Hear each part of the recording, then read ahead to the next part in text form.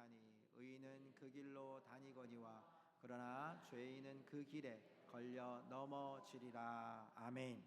자리에 앉으시면 바랍니다. 우리는 호세아서 13장까지 호세아를 통해 하나님의 놀라운 프로포즈를 보았습니다. 때로는 사랑으로, 때로는 심판으로, 때로는 심판의 경고로 하나님은 우리를 얼마나 사랑하는지를 보여주셨습니다. 이 호세아서의 가장 큰 주제는 여호와께 돌아오라는 것입니다. 퀴즈에 나올지도 모르겠습니다. 여호와께 돌아오라. 여러분, 이 호세아를 기억하면 이 한 구절만 기억하시면 됩니다. 하나님의 놀라운 사랑의 프로포즈는 여호와께 돌아오라. 우리를 살려내시고 고쳐주시고 함께 하실 하나님께로 돌아오라. 여러분, 이 예배가 하나님께로 다시 나아가는, 돌아가는 회복의 축복이 있기를 주님의 이름으로 소망합니다. 여러분, 아파트의 모델하우스를 가보셨습니까? 아니면 자동차 대리점에 진열된 자동차를 한번 타러 가보신 적이 있으십니까? 저는 모델하우스는 가본 적이 없습니다. 그런데 자동차 대리점에 저희 교회 차량을 구입하기 전에 몇 번 갔던 경험이 있습니다. 가서 보니까요, 모든 차를 다 타고 싶더라고요. 왜냐하면 설명하는 분이요, 너무 설명을 잘해줘요. 그리고 이것을 타면 얼마나 혜택이 있는지까지도 다 이야기해요. 세금은 얼마나 혜택을 받으실 거고, 이 차는 얼마만큼의 거리를 뛸 수 있을 것이고, 여러 혜택을 이야기를. 여러분, 요즘에는요, 또 직접 가지 않아도 동영상이나 인터넷을 통해서 자세하게 그 내용들을 다 우리에게 설명해 주죠. 오늘 24장이 바로 호세아가 여호와께로 돌아오는 비법을 우리에게 알려주는 거예요. 여호와께 돌아오면 얼마나 큰 혜택이 있고 얼마나 큰 축복이 있는지, 여호와께 돌아오는 방법, 그리고 여호와께 돌아오면 어떤 축복이 있는지를 오늘 우리에게 풀어주고 있습니다. 사랑하는 성도 여러분, 이 호세아서 마지막 14장을 통해서 우리의 삶의 회복의 길로 걸어갈 수 있기를 주님의 이름으로 축복합니다. 회복의 열쇠는, 또 회복을 푸는 마지막 열쇠가 오늘 1절에서 우리에게 고백하고 있습니다. 1절의 말씀 함께 볼까요? 우리 14장 1절 다 같이 읽겠습니다. 이스라엘아, 내 하나님 여호와께로 돌아오라. 내가 불의함으로 말미암아 엎드려졌느니라. 아멘. 이스라엘아, 여호와께로 돌아오라. 여러분, 여호와께로 돌아오라는 것은요, 고향으로 돌아오는 것과 같아요. 어떤 목사님이 굉장히 정확한 비유를 하시더라고요. 여호와께 돌아오라 라고 하는 비유는요, 군인이 제대할 때 쓰는 거래요. 확실하게 들어오죠? 군인이 자기 집에 갈 때 얼마나 기쁠까요? 여러분, 군 생활을 마치는 그 순간, 여러분, 이제 우리는 자기 집으로 돌아가는 거예요. 의무적으로 병사했던 이 사람들이 이 병장이 되었고, 또 이제 처음에 이병부터 군사훈련을 받았던 자가 이제 집으로 돌아가는, 그게 여러분 오늘 여호와께로 돌아가는 방향이에요. 주님이 계신 곳, 하나님이 우리에게 오라고 하신 곳, 원래 하나님의 백성이 서야 될 그 자리로 하나님이 우리에게 돌아오라고 말씀하고 있는 거죠. 그런데 어떻게 돌아가야 됩니까? 오늘 여러분, 이 말씀이 중요합니다. 1절에 보면 내가 불의함으로 말미암아 엎드려졌다고 이야기해요. 그러므로 너가 여호와께로 돌아온다는 것은요, 그 불의함으로 엎드려진 자리에서 일어나서 여호와께 돌아오는 거예요. 그러니까 죄를, 불의한 것들을 내려놓고 여호와께 돌아오는 거예요. 어떻게 돌아올까요? 자, 2절 말씀 함께 다 같이 읽겠습니다. 2절입니다. 너는 말씀을 가지고 여호와께로 돌아와서 아뢰기를, 모든 불의를 제거하시고 선한 바를 받으소서. 우리가 수송아지를 대신하여 입술의 열매를 주께 드리리이다. 아멘. 자, 여러분, 무엇을 가지고 여호와께 돌아오라고 말씀합니까? 말씀을 가지고. 자, 이 말씀을 가지고를요, 세번역 성경에 보니까 이런 구절로 이야기해요. 너희는 말씀을 받들고 주님께로 돌아와서 이렇게 아뢰어라. 말씀을 들고 가는 건 뭐냐? 말씀을 가지고 가는 것은 무엇입니까? 말씀을 받들고 가는 거예요.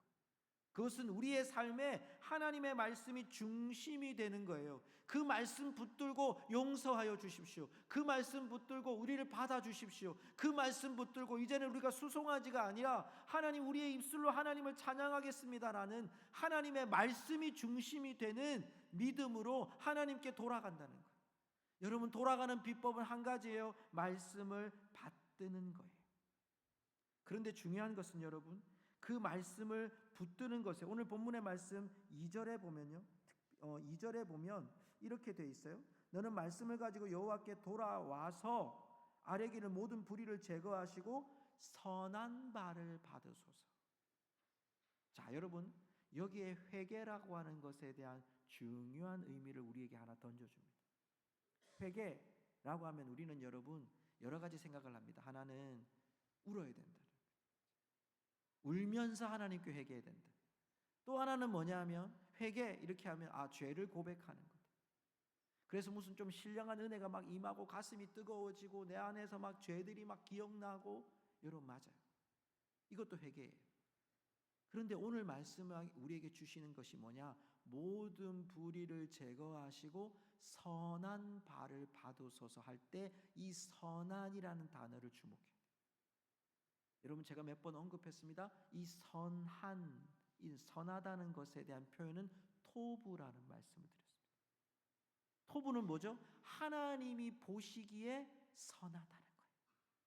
그러면 회개는 뭘까요? 내가 하나님 앞에 죄를 깨달아요. 눈물로 하나님 앞에 죄를 고백합니다. 다시는 죄를 짓지 않겠습니다라고 고백하는 그 삶이 우리에게 하나님이 보시기에 선한 행동과 선한 삶으로, 하나님 앞에 인정받는 삶으로 바꾸어지는 것이 회개라는 거죠. 그러므로 말씀을 가지고 하나님께 나아가는 것은요, 우리의 삶에 하나님 앞에 삶을 이제는 내가 돌이켜서 선한 삶을, 하나님 오시기에 합당한 삶으로 살겠습니다라는 고백이에요. 자, 어떻게 살까요? 3절의 말씀 보세요. 구체적으로 얘기합니다. 14장 3절. 여기 보면 아수르의 구원을 의지하지 아니하며, 호세아의 배경이 되는 나라가 남쪽 유다가 아니라 북쪽 이스라엘이잖아요. 북쪽 이스라엘은 아수르의 주전 722년에 무너지거든요. 그러니까 아수르를 바라보는 거예요. 우리가 무슨 문제만 생기면 아수르에다가 전화를 해가지고 아수르 왕이여 우리를 좀 도와주십시오, 사신을 보내는 거예요. 지금으로 말하면 막 전화를 하고 또 여러분 막 여러 가지 것을 보내는 거죠. 조공을 바치듯이 바쳐서 우리 좀 구원해 주세요 했는데, 이제 우리의 선한 바를 받으소서 하나님께로 돌아오는 삶은 뭐죠? 아수르를 믿지 않는 삶. 그렇게 의지했던 아수르를 믿지 않는 삶을 사는 거예요. 군마, 여기 보면 말을 타지 아니하며, 이 말이 여러분 어디에 가장 많이 생산지가 있냐면 애굽이에요. 애굽, 이집트. 그러니까 지금 여러분 이것은 뭘 얘기합니까? 아수르를 의지하지 않을 거고, 우리는 다시 하나님 말씀을 들고 가는 이상 애굽을 의지하지 않겠습니다. 그 뒤에 나오는 손으로 지은 신, 우상 숭배, 바알 신들, 아세라 신들, 우리 이제 더 이상 그들의 신들을 믿지 않겠습니다라고 하는 게 하나님께 선한 바를 받으소서라는 말씀을 붙들고 서는 자들의 회개고 돌이킴의 모습이고, 하나님께 나아가는 우리의 용기와 결단이라고 말씀하는 거죠. 너희들이 어떻게 사는 거냐? 너희들이 어떻게 회복할 수 있느냐? 하나님께로 돌아가라. 하나님께로 회개하라. 불의를 제거할 뿐만 아니라 내 삶 속에 이제 하나님 보시기에 선한 삶을 결정하고 결단하고 용기를 내리라고 말씀하고 있는 거죠. 성도 여러분, 올해 제가 참 감사한 것 중에 하나가 병원을 가지 않은 거였어요. 아파서 병원을 가지 않았어요. 다른 치료 때문에 간 건 있었어요. 근데 아파서 병원을 가지 않아서 제가 요즘에 참 감사합니다라고 하거든요. 근데 여러분, 우리가 몸이 아플 때 병원을 가면요, 물론 여러분이 선호하는 병원들이 있잖아요. 근데 여러분, 병원을 가서 여러분 솔직히 대답해 보세요. 병원의 의사가 잘생겨서 가십니까? 아니면 병원에 가면 여러분의 돈을 많이 깎아주기 때문에 갑니까? 그것도 없지 않아 있을 수 있겠죠. 근데 왜 갈까요? 가장 중심은 뭐죠? 잘 고치니까 갑니다. 그러니까 의사 선생님의 말을 잘 듣고, 예전에 병원 가면 그러잖아요. 의사 선생님이 저보고도 그래요. 목사님, 제발 목 좀 살살 쓰세요. 이렇게 얘기를. 제가 말을 들을까요? 잘 안 들을까요? 잘 들으면 제가 목회할 때 살살 하는 거지. 근데 여러분, 제가 강하게 하면, 우리가 힘있게 사역하려면 목소리가 좀 나가잖아요. 여러분, 이건 어쩔 수 없는 상황일 수 있단 말이에요. 그런데 여러분, 우리는 의사 선생님 말을 들어야 돼요. 의사 선생님 말씀하셔서 여러분 약사에게 가서 우리가 약을 받아요. 처방을 받았어요. 문제가 없는 이상 그 약을 먹어야 되는데, 약이 너무 많다, 왜 이렇게 오랫동안 먹어야 되냐, 그러면 치료 안 돼요. 여러분, 우리가 하나님 앞에서도 마찬가지죠. 하나님이 오늘 우리에게 중요한 처방전을 하나 내렸어요. 여러분 기억하십니까? 뭘 가지고? 네, 오케이. 뭘 가지고요? 말씀을 가지고, 말씀을 받들고 내게 돌아오라고. 불의를 밀어내고 쫓아내고 하나님께 받으실 만한 삶을 가지고 나오라는 거예요. 사랑하는 성도 여러분, 우리의 삶의 연장이 때로는 공고합니다. 실패합니다. 정답이 안 보이는 칠흑 같은 어둠이 우리 가운데 놓여지지만, 우리는 무엇이 우리의 처방전입니까? 여호와의 말씀인 줄로 믿습니다. 그 말씀을 붙들고 하나님께 우리가 선한 바, 하나님 앞에 하나님이 우리 보실 때 선한 행동, 선한 용기, 선한 결단을 가지고 하나님께 나올 때 하나님이 기뻐하시고 우리의 삶을 열어주실 줄로 믿습니다. 무엇을 가지고?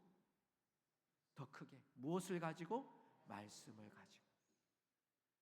여러분, 그렇게 말씀을 가지고 오는 자들에게 하나님이 주시는 축복이 뭘까요? 오늘 4절부터 하나님의 축복이 우리에게 마구마구 내려져요. 14장 4절부터 말씀합니다. 내가 그들의 반역을 고치고, 하나님 말씀하세요. 내가 고치는 거예요. 그들의 반역을 고치고 기쁘게 그들을 사랑하리니. 진노가 떠났다는 거예요. 나는 이제 너희들을 사랑하겠다고 말씀해요. 고친다는 표현은요, 용서하신다는 표현과 동일해요. 흙탕물에 묻은 아이들을 여러분 깨끗이 씻겨주듯이, 하나님은 우리들을, 연약한 이 백성들을 아낌없이 씻겨서 용서해 주시겠다는 거예요. 또 하나, 여러분 5절의 말씀을 볼까요? 5절의 말씀 같이 읽겠습니다. 내가 이스라엘에게 이슬과 같으리니 그가 백합화같이 피겠고 레바논 백향목같이 뿌리가 박힐 것이라. 이 말씀을 현대어 성경에 보니까요, 내가 하늘에서 내리는 이슬처럼 이스라엘을 새롭게 하리라. 새롭게 하리라. 하나님이 저와 여러분을 새롭게 하실 줄로 믿습니다. 하나님이 기쁘게 사랑한다는 증거는 뭐죠? 우리를 새롭게 해요. 그런데 여기에 나오는 여러분 비유가 뭐냐니까 이슬이에요. 이슬. 여러분, 이 이슬이라고 한 단어가 굉장히 중요합니다. 왜냐하면 이스라엘 백성들은요, 이스라엘 나라가 비가 잘 안 옵니다. 우리 오늘 비가 왔잖아요, 그렇죠? 우기가 딱 2번 있고 비가 없어요. 그러니까 오로지 생명들이, 식물들이 자라려면 이슬을 먹고 자라요. 하나님이 하늘에서 내리는 이슬처럼 이스라엘을 하나님이 온 대륙에게 빛나게 할 거다. 그리고 그 속에서 피어나게 할 거고 뿌리를 뻗도록 하나님께서 만들어 주시겠다는 것이 5절 말씀을 현대어 성경으로 말씀하고 있는 거예요. 하나님 사랑이 어떻게 했다는 겁니까? 하나님 사랑이 이렇게 너희들에게 뿌리를 내리게 할 거고, 6절 말씀에 보면, 오늘 본문의 말씀 14장 6절 말씀 보면요, 가지는 펴지며, 자, 밑에 뿌리는 견고하게 뿌리 나갑니다. 그리고 가지가 펴지죠. 그리고 여기에 비유를 합니다. 아름다움은 감람나무 같고 향기는 레바논 백향목 같이 퍼진다고 돼 있어요. 왜 이 비유를 했을까요? 자, 여러분, 그의 아름다움은 감람나무다. 보여드리겠습니다. 여러분, 감람나무의 아름다움은 어떤 의미가 있냐면, 이 이스라엘에 있는 이 감람나무를 보십시오.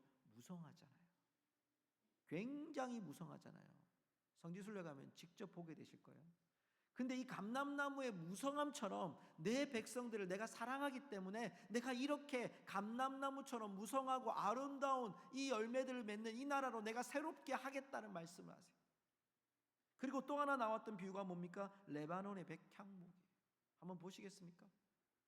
여러분, 저 대지에 여러분 빨갛게 보이죠? 이스라엘은요, 이 꽃을 우리가 지금 보는 장미처럼 여긴대요. 그래서 여러분 들판에 저게 여러분 사람들이 뿌린 씨앗이 아니에요. 들판에 핀 꽃이에요. 들판에 레바논에 있는 들백향목이에요. 그래서 들판에 빨갛게 익었어요. 제가 제일 한쪽에 한 송이만 여러분에게 집중해서 보여드려요. 여러분 이렇게 하나님이 아름답게 하나님이 풍성하도록 감람나무같이 또한 레바논의 백향목같이 너희들에게 이렇게 하나님 만들어 주시겠다고 말씀하고 있는 거죠. 어떻게 하면? 말씀을 들고 여호와께로 돌아오면. 7절 볼까요? 7절의 말씀에 하나님이 어떻게 하실까요? 그 그늘 아래, 단어를 잘 보셔야 돼요. 하나님이 사랑하죠. 하나님이 가지를 뻗게 하시죠. 이슬처럼. 그리고 하나님이 어디 아래? 그늘 아래. 우리를 그늘 아래 두게 하시는 거예요. 그늘 아래 두니까 어떤 역사가 나타납니까? 곡식같이 풍성할 것이고 포도나무같이 꽃이 필 것이며 그 향기는 레바논의 포도주같이 되리라고 말씀합니다. 여러 번 말씀드렸죠. 이스라엘의 포도라고 하는 것은 단순한 과일 열매가 아니라 그들의 수입원이고 경제원. 그것으로 물처럼 마시고요. 그것으로 여러분 나누고요. 또 그것으로 여러분 사람들 사고 파는 일들이 바로 포도를 통해서 일어납니다. 하나님이 어떻게 하시겠다는 겁니까? 감람나무처럼, 하나님 들의 백향목처럼, 백합화처럼, 그리고 너희들에게 있는 이런 포도처럼 풍성한 열매로 말미암아 열강의 틈에서도 너희들 백성들을 내가 소홀히 여기지 않고 너희들 백성들을 내가 세울 거다. 조공바치고 눈치 보던 나라가 아니라 이제 하나님이 임하시는 나라로, 새롭게 하신 나라로 세워갈 거다. 너희들이 어떻게 하면? 말씀을 받들고 여호와께로 돌아오면. 여러분 그 선포가 8절에 나타납니다. 8절 말씀 볼까요? 같이 읽겠습니다. 에브라임의 말이 내가 다시 우상과 무슨 상관이 있으리요 할지라. 내가 그를 돌아보아 대답하기를 나는 푸른 잣나무 같으니 내가 나로 말미암아 열매를 얻으리라 하리라. 아멘. 뿌리가 있었죠. 가지가 있었죠. 열매가 있었죠. 하나님이 책임지신다는 거예요. 메시지 성경에 보면요, 이제부터 모든 해답과 만족을 주는 이는 나다라고 되어 있어요. 나에게 돌아올 때 우상이 내게 판을 칠 때 더 이상 그 존재감을 잃어버리도록 나는 너희들에게 이제 충분하게 너희들 가운데 이제 풍성함으로 너희들 가운데 있겠다. 내게 돌아오면. 하나님은 4절에서 사랑으로, 5절에서는 이슬로, 6절에서는 가지로, 7절에서는 그늘로, 8절에서는 열매로 하나님의 사랑의 방법을 우리에게 풍성하게 더하여 주셨습니다. 우리는 가끔 삶의 현장에서 좀 이런 거 풍성했으면 좋겠다라는 생각을 합니다.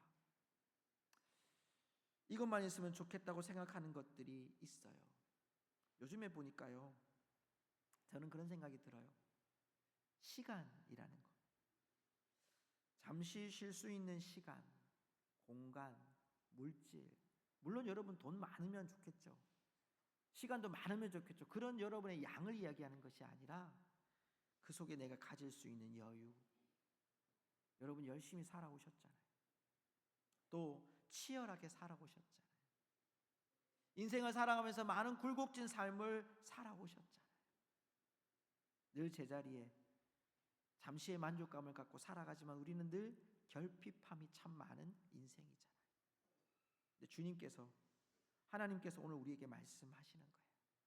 말씀을 들고 내게로 돌아오면, 말씀을 들고 내게로 돌아오면 주님이 너희들을 풍성하게 할 거라고, 내가 너희 안에 거할 거라고, 내가 너희로 말미암아 풍성하게 인도할 거라고, 너희들에게 뿌리가 뻗치게 하시고 가지가 올라가게 하시고 열매를 맺게 하실 것이고 그 그늘 아래서 하나님이 놀라운 변화를 허락해 주실 거라고, 새롭게 이 나라를 만드실 거라고 하나님이 호세아를 통해 북이스라엘에 전하고 있다는 것입니다. 그러기에 여러분 이 마지막 구절에서 우리에게 우리의 정체성이 무엇인지, 우리 그리스도인의 모습이 무엇인지를 우리에게 선포해요. 우리 9절 말씀 함께 메시지 성경으로 한번 읽어볼까요? 메시지 성경 한번 띄워주실래요? 우리 조금 길지만 천천히 한번 읽어보십시다. 시작. 참으로 잘 살고자 한다면 이 사실을 분명히 알아두어라. 정말 좋은 것을 찾고 싶다면 이 사실을 철두철미하게 새겨라. 하나님의 길은 너희를 그 원하는 곳으로 데려다 준다. 의롭게 사는 자들은 그 길을 평탄하게 걷지만 그릇되게 사는 자들은 늘 비틀거리다 넘어지고 만다. 아멘. 그리스도인은 어떤 자입니까? 의인인 거예요. 회복의 열쇠를 가진 자들은 누구입니까? 의인인 거예요. 우리가 어떤 순간을 맞이하고 어떤 상황을 맞이하고 어떤 여러분 우리의 환경들이 다가온다 할지라도요, 우리에게 가져야 될 기준점, 우리가 돌아갈 수 있는 여러분 영적인 내비게이션은 하나님의 말씀에 있는 줄로 믿습니다. 여러분, 그 말씀을 가진 자들이 영적인 장인이고 영적인 명장들인 거예요. 여러분, 장인이라는 뜻이 무엇인 줄 아십니까? 숙련된 기술자라는 뜻입니다. 명장이라는 뜻은요, 실력이 뛰어난 장수라는 거예요. 그런데 여러분, 이들의 공통점은 뭐냐면 숙련되고 실력이 뛰어날 때까지 한 길을 걷는 자들이에요. 하나님의 프로포즈는 우리의 단순하게 내가 너희 사랑한다 라고 하는 막연함이 아니에요. 그 아들을 아낌없이 우리에게 보내주신 하나님의 그 사랑이 우리에게 전해져서 우리를 통해서 이제 우리가 이 땅의 의인으로, 이 땅의 회복의 열쇠를 가진 의인으로, 숙련된 영적 장인으로, 영적 명장으로 우리를 이끌고 가시기를 원하시는 것이 하나님의 뜻인 줄로 믿습니다. 말씀을 맺으면서요, 여러분, 우리 안에 기억해야 될 것이 뭡니까? 주님 오늘 말씀하시는 그 음성을 예수님의 말씀으로, 신약 성경으로 돌아가서 이 말씀을 바꾸면요, 여호와께로 돌아오라는 말씀은요, 예수님께서 이렇게 말씀하셨어요. 나의 안에 거하라. 여러분, 주님을 저와 여러분이 이 시간 가운데 모실 때, 저와 여러분이 예수 그리스도의 마음을 이제 가질 때 우리에게 천국이 임하는 줄로 믿습니다. 주님이 말씀하시는 것은 무엇입니까? 이제 내게 돌아오라고. 내 안에 거하면 내가 너희를 쉬게 할 거고, 내가 너희를 풍성하게 할 거고, 내가 너희를 자라나게 할 거고, 내가 너희를 열매 맺게 하시라고 말씀합니다.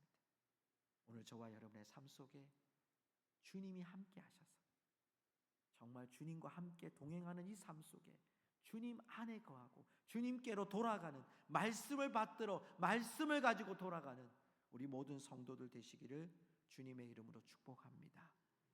오늘 이 찬양을 드리고 싶었습니다.